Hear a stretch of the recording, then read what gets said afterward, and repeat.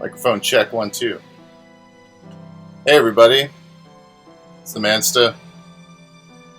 It's June 2nd, 2021. Hope you're all doing well tonight. It's a really hot day here in Vancouver, BC. It's about 28 degrees.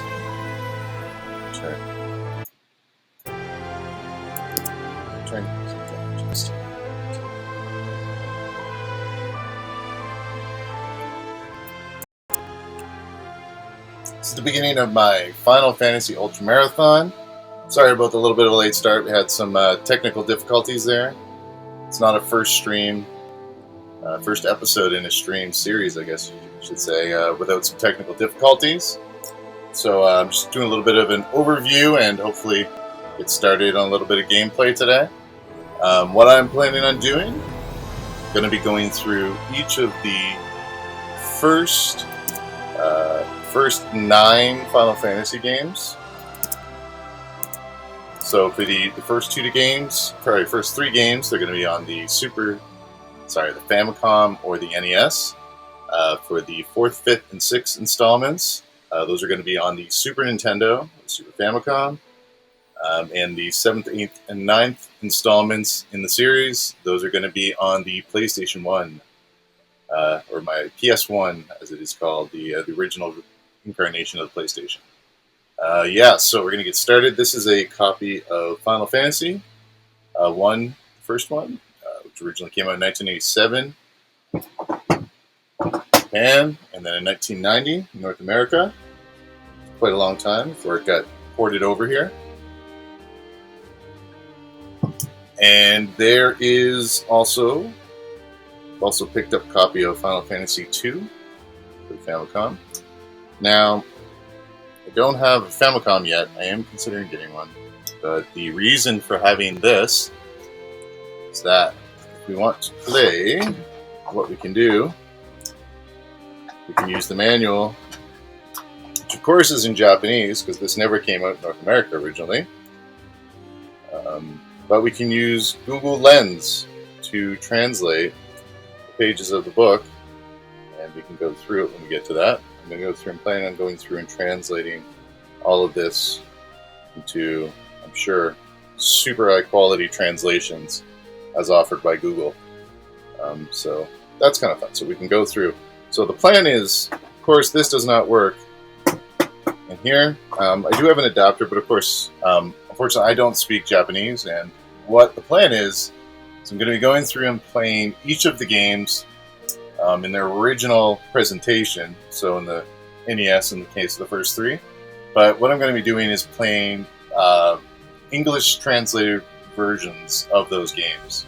And I'll be playing them on the original hardware using a flash card. So I'll be using the N8 Pro for the NES with an adapter.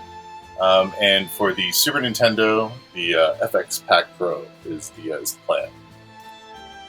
So that is the plan. So Final Fantasy 1, 2, and 3 on the NES.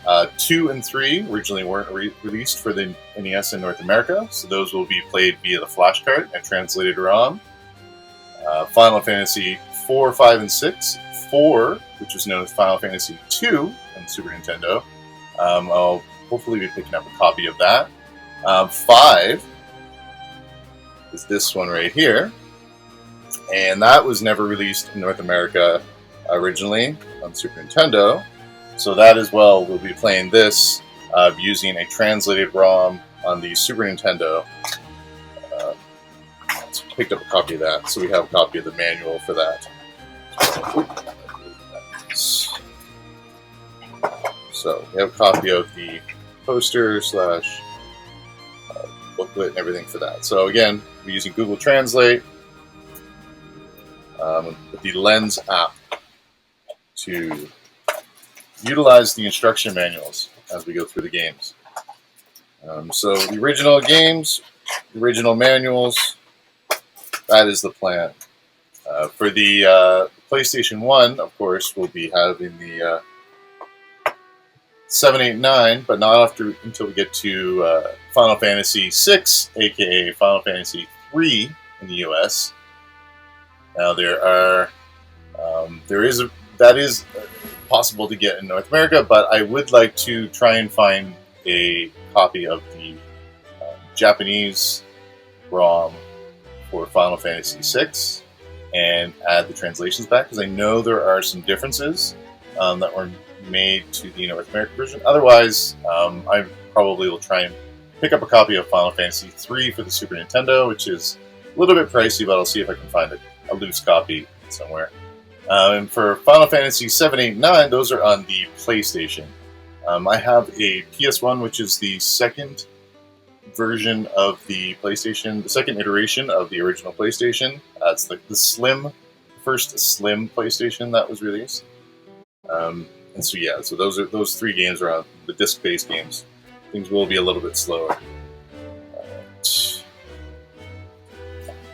I also picked up a CRT today as well. Let me zoom out here a little bit. So this is what we're going to play. So this game, of course, the original, released in 1990. I have opened this cartridge. It contains a battery backup, which lets you save your game so that you can go back and play later. I opened this up. It looks like the original battery, dated 1990, on this cartridge. It was not saving a game when I received it. It did when I went to continue. It gave me the character creation screen. So I thought I would test the battery by creating a game. Just created some characters quickly. Went into the first inn and saved the game. Restarted, and the save game seemed to hold. But of course, sometimes if the game is in the cartridge the cartridge is in the system and the system's plugged in, residual power from the system, I've heard, can help it actually retain a charge even if the battery's dead if it's plugged in. So, as an even more thorough test, took the cartridge out of the system, and it's been sitting out of the system for about 2 weeks now. We're going to see if I go to continue if it saved the game. If it did not save the game, we'll probably end the stream early, because I'm going to have to open this up and add in a replacement battery. I actually ordered some replacement batteries because I figure I'm going to have to change at one point, but it is holding a charge right now. So I'm going to we're going to roll a giant D20 here, and I figure that is in keeping with the spirit of Final Fantasy. We're going to roll the giant dice and take a risk on the battery being dead for that cartridge. And hey, if we get a little ways into the game and the battery dies and I lose my save game, I have a little bit of story to tell later about that as well. Actually, that is what happened to me with Final Fantasy V. I originally played Final Fantasy V. First time I played it was on the PlayStation. I played the re-release that was released on the PlayStation, and I was about halfway through the game. I was at the bridge scene, which we'll have flashbacks when we get to that now. But there is the bridge scene, and just after that, I went to play it. It was about halfway through the game. I forget how many hours I put into it, but I went to play it, and my save game on my PlayStation memory card had been corrupted. And so, yeah, and that was probably the last time I played a Final Fantasy game. It was about 10 years ago. So I was pretty bummed. I had spent quite a few hours into it. So hopefully we won't have a repeat of that. But you never know. We might have a little repeat that with the battery in this cartridge. So let's hope not. But I do have the batteries right now. I ordered some batteries, and yeah, I have to warm up the soldering iron. I haven't had the soldering iron out for a few years. But we may have to do that in order to keep that game working. Final Fantasy III. I have two here for the Famicom. So like I say, I have the N8 Pro, which is on the way.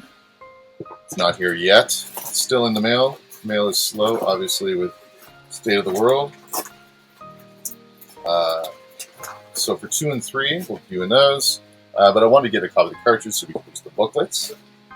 And for Final Fantasy V, specifically, even though we have the cartridge here, again, we have the booklet, but this is what we will be using to play the Final Fantasy V, and perhaps, I haven't tried it yet, but maybe even 2 and 3, depending on how well the emulation works. But I would like to play in the original hardware more so probably won't use this. But for Final Fantasy V, I'll be using this Everdrive, which I picked up recently, FX Pack Pro.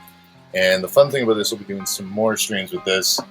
This has an FPGA reprogrammable CPU, essentially, that can be reconfigured into to emulate cycle perfect any given chip you design a core for.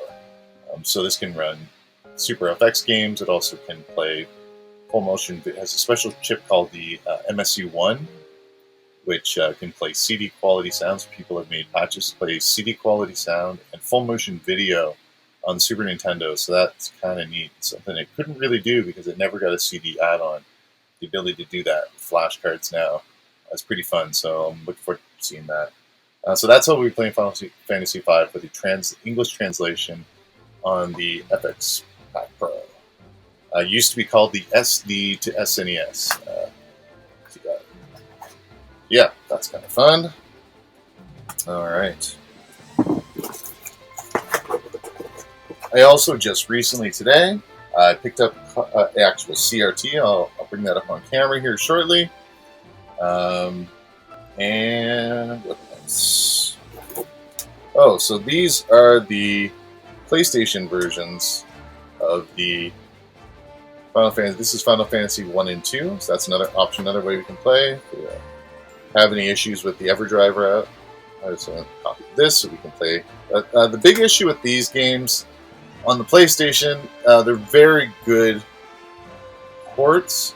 The big issue with the PlayStation versions of these games is that with the CD-based, the load times are surprisingly bad, and when you're playing a game this long, with this many scene transitions, the load times can add up. So that's Final Fantasy 1 and 2. This is Final Fantasy 4 and Chrono Trigger. So this is basically Final Fantasy 2 and Super Nintendo, but this is the first Super Famicom one. And also I did have a copy of Final Fantasy 5 and 6, but there was actually a flaw on the CD, and so I had to return that. I have not picked up a replacement copy yet. But these are kind of just backup options, in case we have some problem with any other method we're using to play these games, because I do have my PS1. Really interesting thing here as well, you also get a copy of the booklets, which is nice. Some of them more significant than others. This is the Final Fantasy 2 for Super Nintendo, aka Final Fantasy 4, on the real numbering system for the Super Famicom, as well as Chrono Trigger. Look at the size of that manual. That is no joke. How many pages? Yeah. Interesting thing about this is that Square is one of the only companies still pressing PlayStation 1 games. And one of the things you'll know about technical difficulties about the blow on the cartridge. No, you will maybe we'll do some blowing on the cartridge for nostalgic reasons and for a PSA, but none of that corrosive spittle going into my my new to me copy of Final Fantasy. It's all bad. I will be probably at some point demonstrating how to clean a cartridge properly. My technique is I use 99% isopropyl alcohol, and I use a Q-tip on the connector, and just basically rub the connector with a Q-tip, a cotton swab, dipped in isopropyl alcohol, 99%. That will pull up all of the gunk and dirt. Sometimes I haven't done it yet. I don't believe I've done it with this Nintendo yet, this NES system, but I do need to probably need to pull it out and clean the edge connector, which does the cartridge slot, because yeah, that is an issue.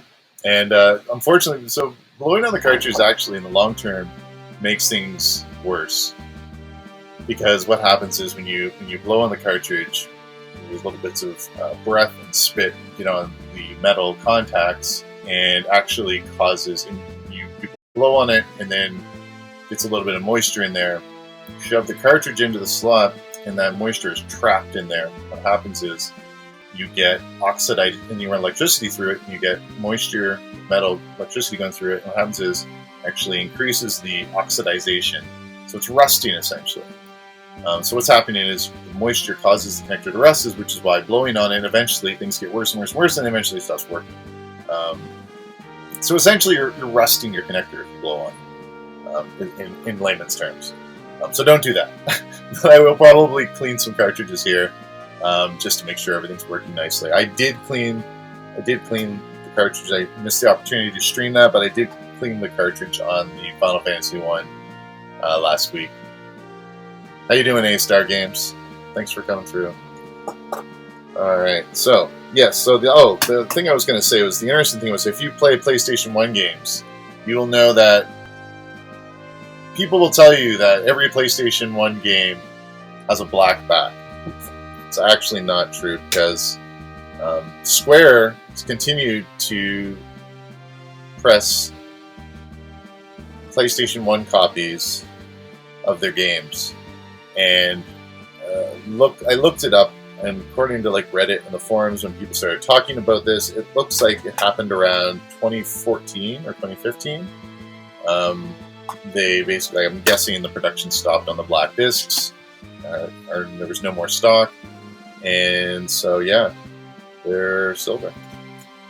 And and they're not fake. They have proper it's called IFPI codes on the bottom, where they tells you which pressing plant essentially a CD was pressed at. CDRs or fakes will not have those codes, and these do have them on the inner ring, the inside ring essentially of the disc. They will tell you if they're real or fake. You can check by that, I think you're saying. But these appear to be completely legit. But yeah, they're not black, and I had no idea. I had no idea that there were any PlayStation 1 games that didn't have black discs on the bottom. So that's kind of cool. Alright. So, here, box of tricks. The other thing is, we'll be sharing as we go through.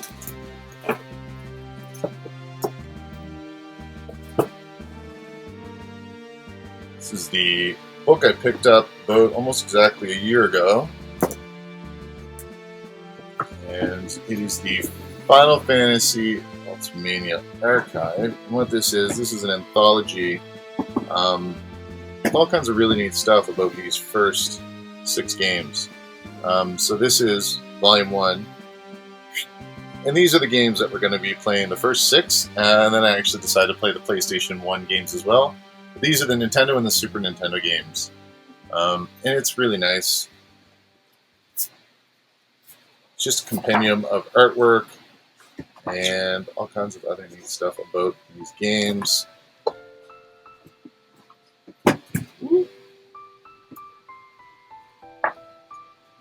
Here are all of the different platforms. Zoom out here. One second.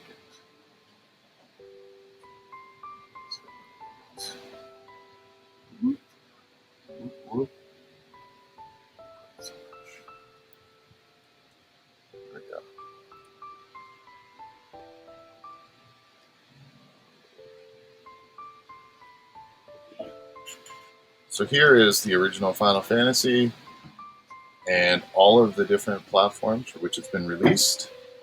So the original Final Fantasy was released for the Famicom and the Nintendo.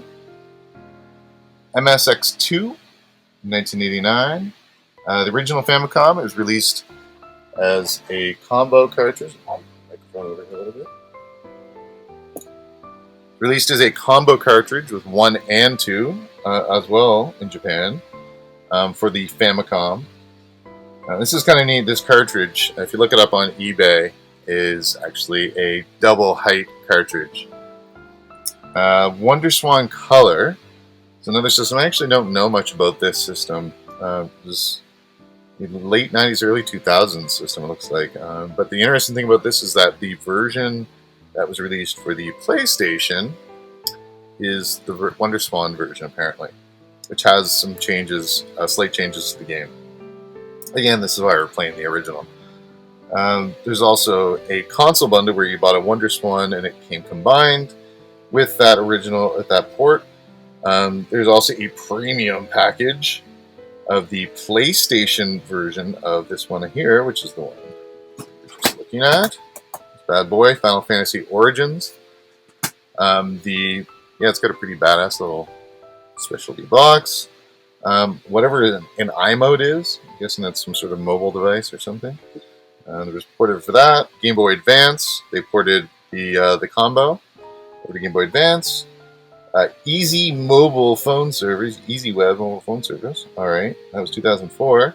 Yahoo Mobile, represent. I got a port. The PlayStation Portable version. The Wii U and the Wii Virtual Console. Originally on the Wii, it was released in 2009 in North America. May in Japan and October in North America. PlayStation 3. I actually think I own this on my PlayStation 3. They had it on the PSN. And these are essentially the ones that are on the PS3 on the PSN are the original PS1 versions that they ported to. It's not actually PS3. It's actually a PS1 game because both the PS3 and the Vita are able to run PlayStation 1 games. It's not really a PlayStation 3. PlayStation Portable, PSP. That was in 2009 as well. 2010, we got it for iPad, iPhone, everything. PlayStation Portable PS Vita version, digital download in 2011. Android 2011. Windows Phone, RIP, 2012. RIP, Windows Mobile. Windows Phone, whatever they were calling it, last time it died. And then finally, in limited edition, PlayStation 25th Anniversary Box. It looks like for the PlayStation 1 in 2012. I didn't know about that one. I'm guessing this book came out sometime just after 2012, because that is what we have. So yeah, so this is kind of a very nice book. As you can see, it does this for every game. This is the 1990 USA logo. I'm guessing this is the Japanese logo. It's got some nice art. These are some of the characters that we'll be encountering on our quest. That's Eugene. Light Warriors in combat with the Fiend. Some very cool art.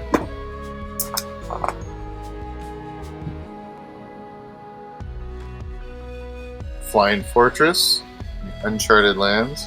Flying Fortress picture is pretty famous. I remember seeing that in a lot of magazines back in the day. Battling the Behemoth. Warriors of Light. Combat with the Fiend again. Oh, now we're getting to the story portion. This is about. Here is a map of the characters and their relationships. This is kind of neat. So they have this section at the beginning of every game in this book where they basically talk about the major characters and how they relate. So spoilers, if you're really quick at reading diagrams, you might want to look away. This is going to have lots of spoilers and it tells how everything is connected. Everything's connected, people.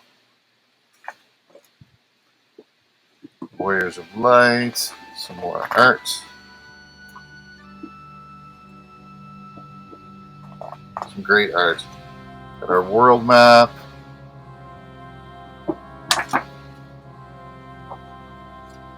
Some monster character art. I'll probably refer back to this book. I'll jump back to it lots of times. And stuff comes up during the game. All kinds of great art. Extra content. So it's got some neat stuff. It's got some sprite materials here. So it has a whole bunch of the... if you want to make your own game, you can scan this page in and get yourself some very, very dithered sprites. It's got some really neat stuff here. It's got some categorized map list. So lists of the maps, and some things with some hex codes, the color assignments. It's got some grabs here of the various backgrounds. This is some pretty nerdy technical design documents, weapon and armor list, and the hex codes for them, things like that. These are some internal documents, basically, with printouts with all of their official lists. Magic settings. Here's their internal documentation design development list for the magic settings. Some early planning design documents. Early town designs. It's kind of neat.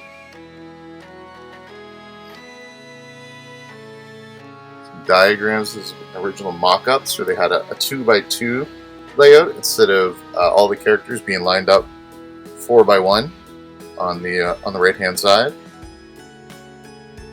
And that just became the four on the left just became a standard for a lot of games after this. Some memories.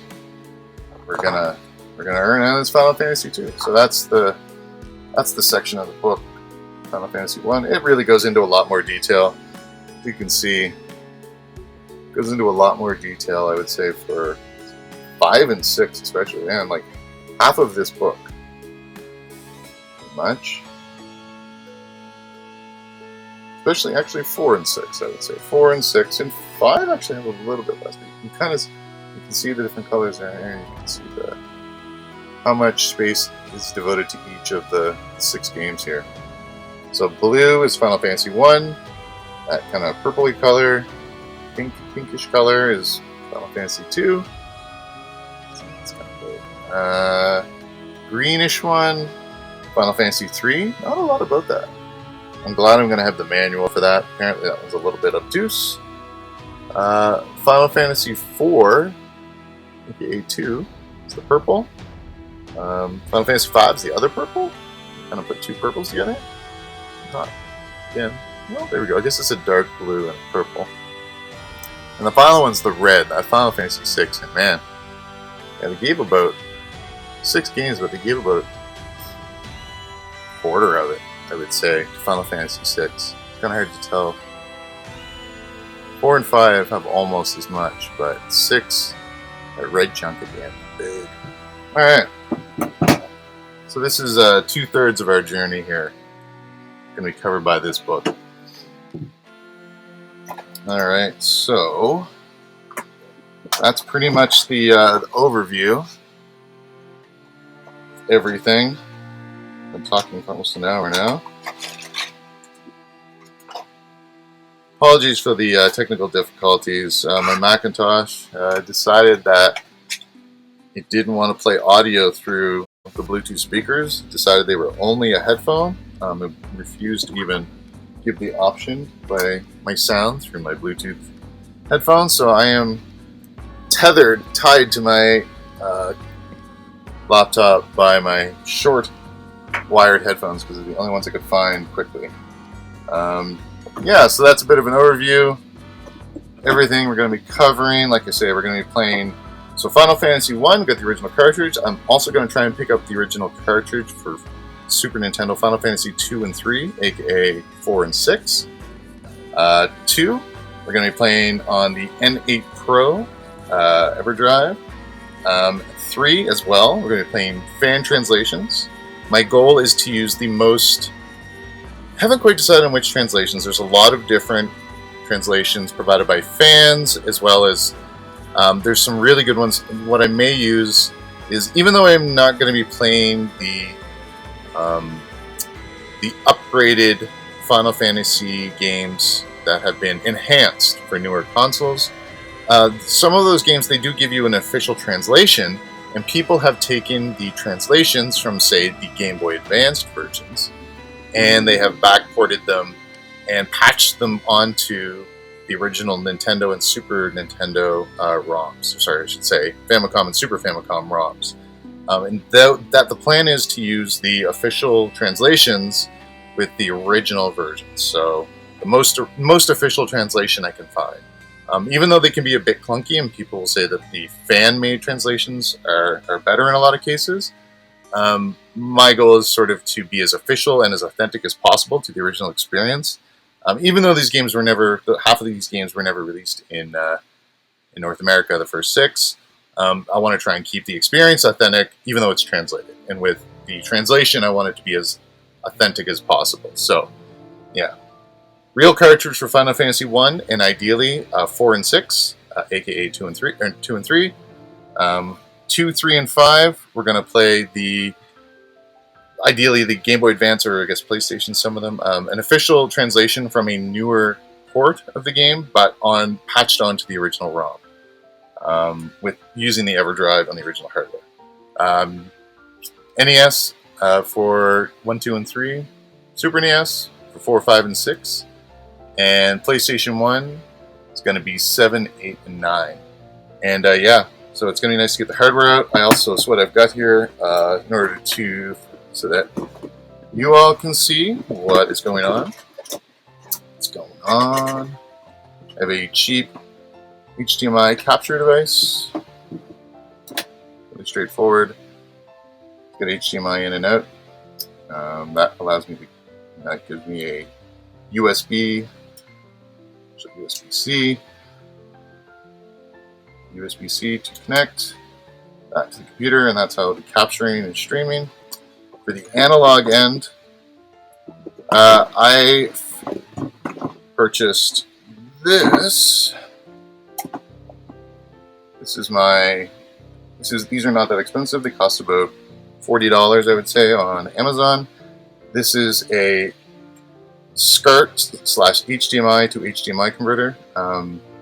SCART is, all the video game nerds will already know this, but if anybody doesn't, SCART is essentially an analog multi-purpose connector similar to what HDMI does in digital, but this was in Europe they had this connector, and in Japan as well. They had this connector which is essentially an analog version, multi-purpose connector like HDMI. We never really got it in North America, but the nice thing about this is that it allows a lot of different channels to be passed on the same connector.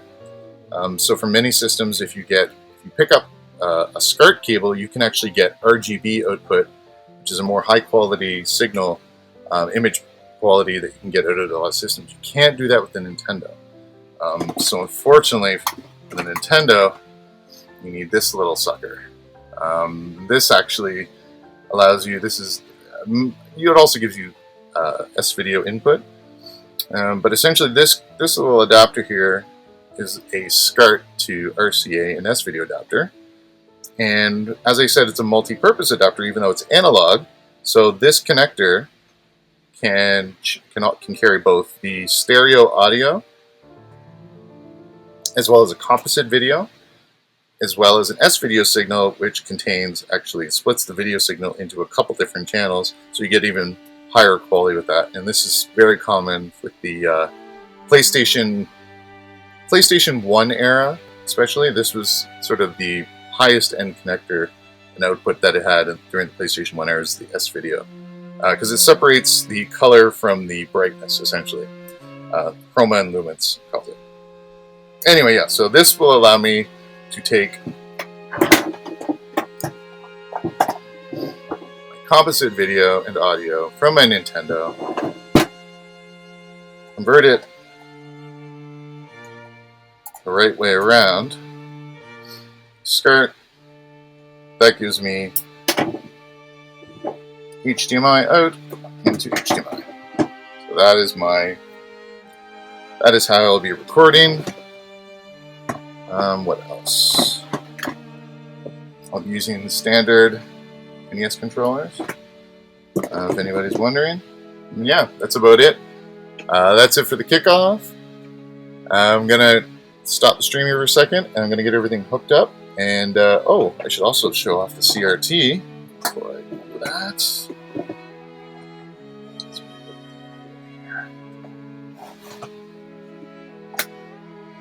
So this is going to be a long journey. I'm guessing it's going to take at least a year. Probably won't be playing every single day, but I'll probably be playing late night with some of the late night crowd, because it seems to be fairly quiet on the Final Fantasy side on Twitch. So just 1 second, I'm going to show off my CRT that I picked up today.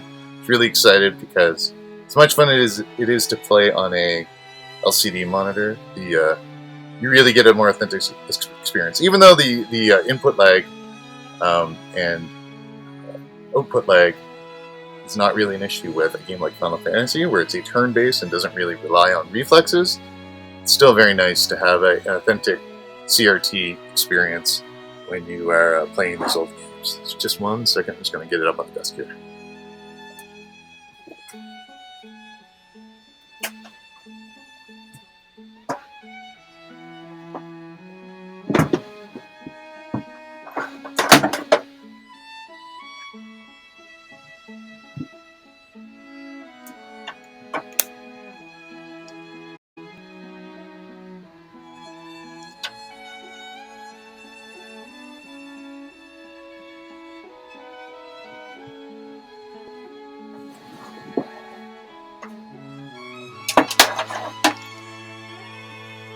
This up today.